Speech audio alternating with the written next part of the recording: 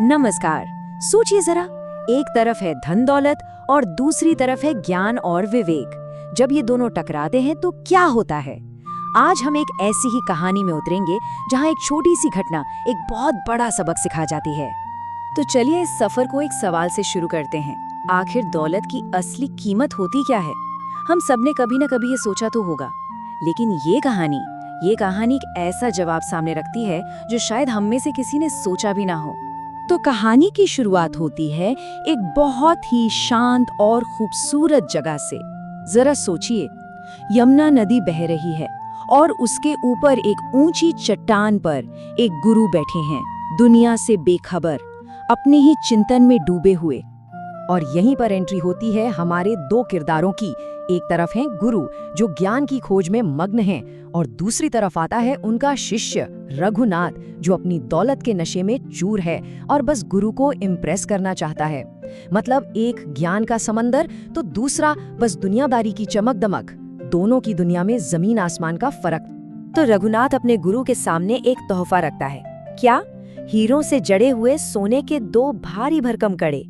कहने को तो ये एक विनम्र भेंट थी, पर उसकी आंखों की चमक और उसका अंदाज साफ साफ चिल्ला रहा था कि उसे अपनी दौलत पर कितना घमंड है।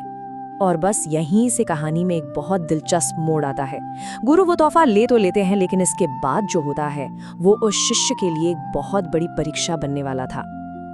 गुरु बड़े आराम से एक कड़ा उठाते हैं, उसकी कारीगरी को देखते हैं, सराहते हैं, और फिर मानो कोई खिलौना हो उसे अपनी उंगली पर गोल गोल घुमाने लगते हैं।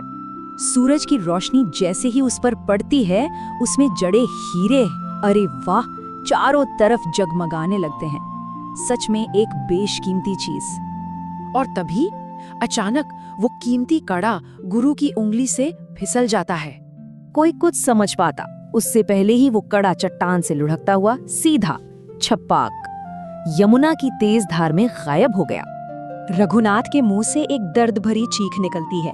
हाय! उसकी बस ये एक आवाज ही बता देती है कि वो उस सोने के कड़े से कितना ज्यादा जुड़ा हुआ था। अपना खजाना बचाने के लिए रघुनाथ बिना एक पल सोचे नदी में कूद पड़ता है। घंटों तक, मतलब पूरा दिन, वो पागलों की तरह उसे ढूंढता रहता है। और गुरु, वो तो वापस बड़े आराम से अपनी पढ़ाई में लग जाते हैं, जैसे कुछ हुआ ही नहीं।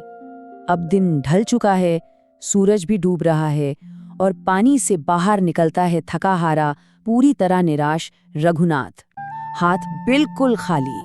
वो भीगा हुआ, हताश, गुरु के पास जाकर लगभग गिड़गिड़ाता है।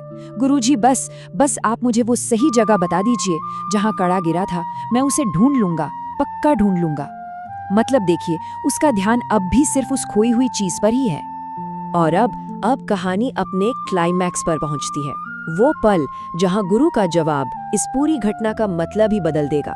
एक ऐसा सबक जो सोने चांदी से कहीं ज्यादा कीमती था। अपने शिष्य की ये हालत देखकर गुरु बड़े आराम से दूसरा कड़ा उठाते हैं जो अभी भी उनके पास था। रघुनाथ की आंखों में एक पल को उम्मीद चमकती है कि शायद गुरु उसे ये वाला कड़ा दे देंगे। लेकिन गुरु जो करते हैं वो किसी ने सपने में भी नहीं सोचा होगा। वो उस दूसरे कड़े को भी नदी में फेंक देते हैं, और फिर जिस तरफ उसे फेंका उधर इशारा करके शिष्य के सवाल का जवाब देते हैं, ठीक वहां। बस ये दो शब्द, और रघुनाथ बस हक्का बक्का खड़ा रह जाता है। तो गुरु के इस अजीब, हैरान कर देने वाले काम का आखिर मतलब क्या था? चलिए अब इस कहानी में छिपे हुए उस गहरे सबक को समझने की कोशिश करते हैं। ये पूरी कहानी असल में मोह के बारे में है। मोह मतलब किसी चीज से हमारा बहुत गहरा अटैचमेंट, ये मानना कि सारी कीमत उस चीज में है, ना कि उस अनुभव या ज्ञान में जो हमें उससे मिल सकता है। रघुनाथ के लिए वो कीमती चीज सोना थी। गुरु की लॉजिक को समझना ही यहाँ सबसे जरूरी है। देखिए, शिष्य का पूरा ध्यान किस पर था? उस चीज पर, यानी कड़े पर। उसे लगा कि प्रॉब्लम जगह की है, कि अगर सही जगह पता चल गई तो सब ठीक हो जाएगा। गुरु ने दूसरा कड़ा फेंककर क्या दिखाया कि जगह मैटर ही नहीं करती, वो इररिलेवेंट है। असली प्रॉब्लम न तो कड़ा था न ही जगह, असली प्रॉब्लम थी शिष्य का उस कड़े से मोह, और असली सबक उसी मोह को छोड़ने का था। असल में जब तक वो सबक नहीं सीखा गया तब तक उन कीमती कड़ों का कोई मोल ही नहीं था। उनकी असली वैल्यू सोने या हीरे में नहीं थी, बल्कि उस ज्ञान में थी जो वो सिखा सकते थे। वो दौलत नहीं बल्कि एक सबक सिखाने का जरिया थे। और ये कहानी आज भी उतनी ही सच्ची है, उतनी ही रेलेवेंट। तो जाते जाते एक सवाल मन में उठता है, हम सबकी जिंदगी में ऐसी कौन सी चीज है जिसे हम उससे मिलने वाले सबक से कहीं ज्यादा कीमत देते हैं? इस पर सोचिएगा जरूर।